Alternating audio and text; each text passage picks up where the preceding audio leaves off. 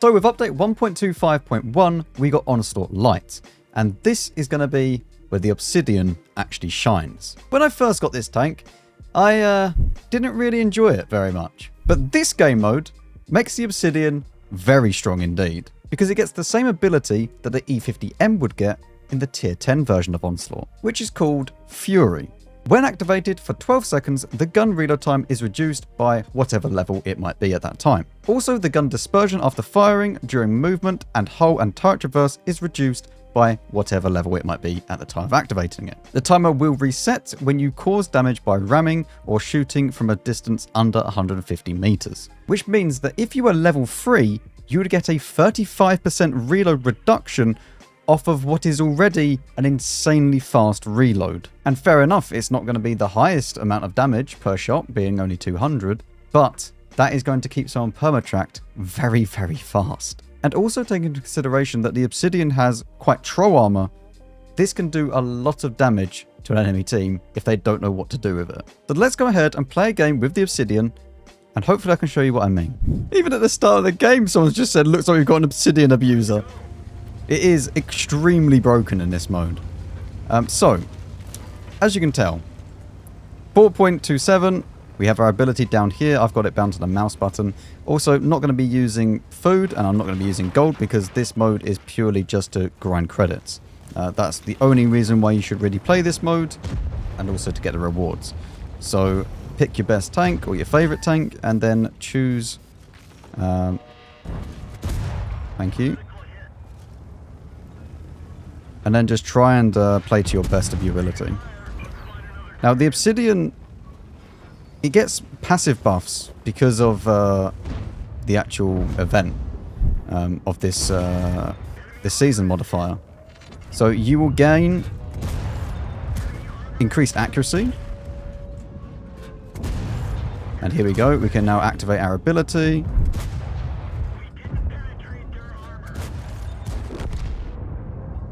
And as long as we're doing damage, which is kind of annoying right now because everyone's in the way, our reload time stays very, very low.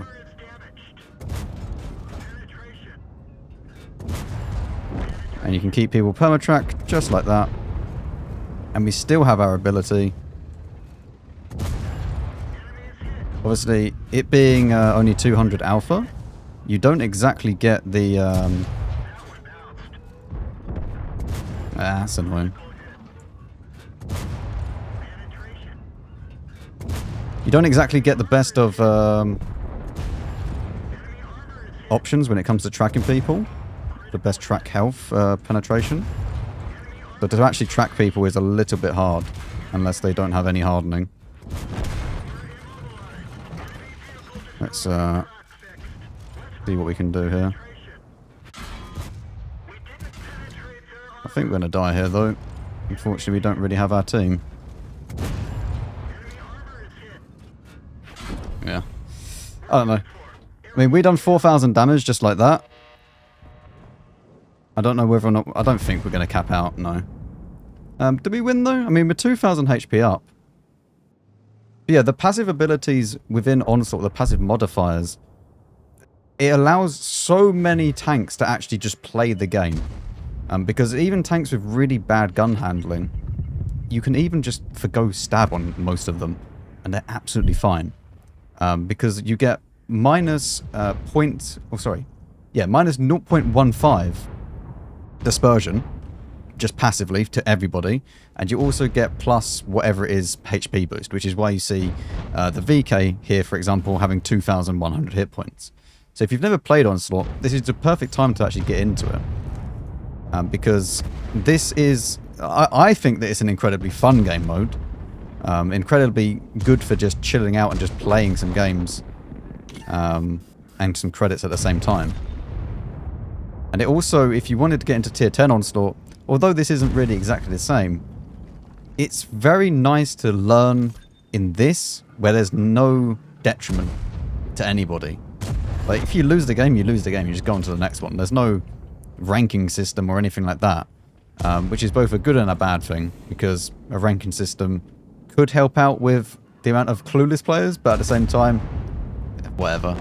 It's a 2-week event, and this is just made for fun at the end of the day. And we've even done another stage. Wonderful.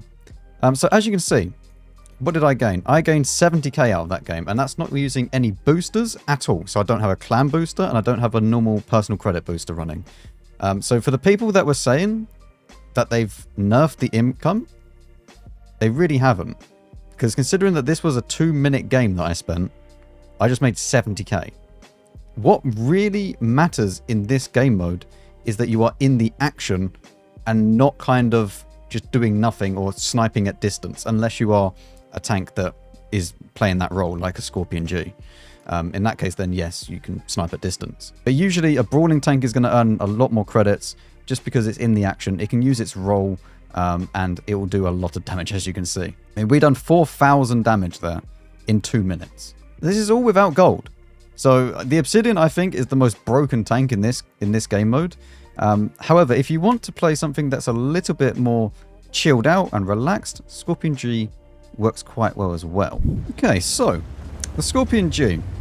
This gets an ability where if you have not been spotted when you fire, you will gain more damage when you hit your target. You will also, as soon as you activate it, your dispersion will go down to the equivalent of 0.01 meters at 100 meters. Which means that obviously at 500 meters, you would have, 0.05 or whatever it is. It would be doubled, wouldn't it? So I can't do that fast, okay? Whatever it is. You know what I mean. I'm awful at maths. But at least not that fast in my head. Hello, Barask. So let's activate it. That was only level 1. Level 1.5. If you are having like 1.5 levels, it would only activate at level 1. So you wouldn't get that extra half accuracy. It is only, as you can see here, I have 1 full bar and then a little bit full. You would only activate, this would be level 1 if I activated it. Now it would be level 3. So you need 3 bars or 2 bars or whatever it is for it to actually register as that level. And as you can see, we're not even using the boost and we're doing quite well. Obviously that extra 0.0... the extra 0.15 dispersion reduction from 0.26 is going to give us quite a good dispersion. Okay, I mean, I don't really know what he was doing.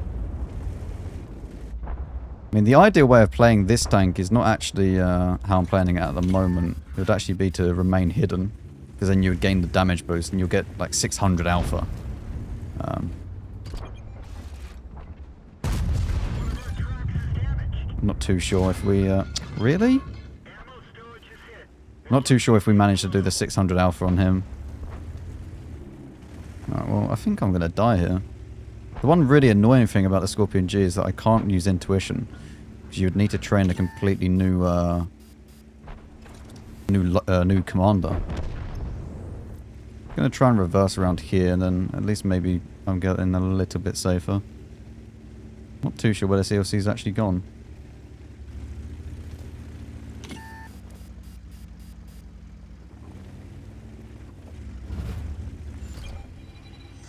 Hello, LC. Ah, yes, lovely. Easy 7-0. Did we hit him?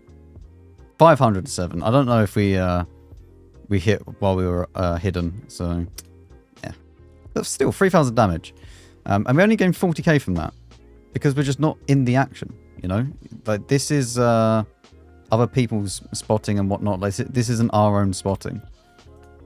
So you're not going to get as much. I also don't know whether or not you get more of a credit bonus or XP bonus if you actually use your role.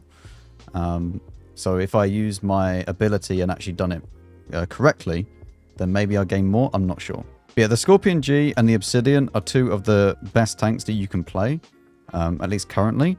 The Barask is also insanely good because if you manage to get this at tier 3, your reload time basically goes down to like 8 seconds or something like that. like 10 or 8 seconds. So you would have your double shot, then you reload in 8 seconds, then another double shot. Although you need to be careful because a full mag won't actually do the full level 3. So but there are plenty of tanks that you can choose from and play. The Iron Arnie gets exactly the same Fury ability as the Obsidian does. Obviously, it's a bit longer reload, but it has more alpha. So maybe that would work out a little bit better for some people. But overall, like, I really enjoy this mode, and I don't understand why people hate it so much. You know, there's no skill-based matchmaking. There's no requirement to do absolutely insane. Just go and play and have fun. It doesn't matter. And if you do enjoy this version of Onslaught like I do, then join my Discord, and there is a contest in there where you can enter, and the winner will get 15,000 gold, second place 10,000, and third place 5,000 for just whoever gains the most credits in a game. So all the while that Onslaught Lite is running, I'll be hosting that contest in my Discord where you can win some gold if you gain the most credits. Full rules and everything else are going to be within there, so if you are interested, check it out there. Either way, let me know what your thoughts are on Onslaught Lite, and I will see you all in the next video.